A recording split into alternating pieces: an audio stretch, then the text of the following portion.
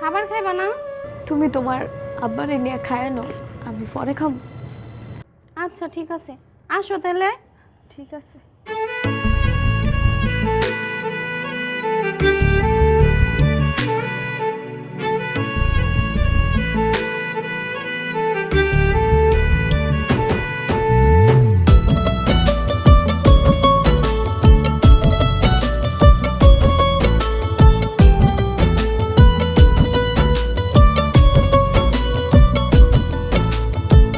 পইড়ায় আছে শিকল বেরি, পাখিটায় আর নাই রে।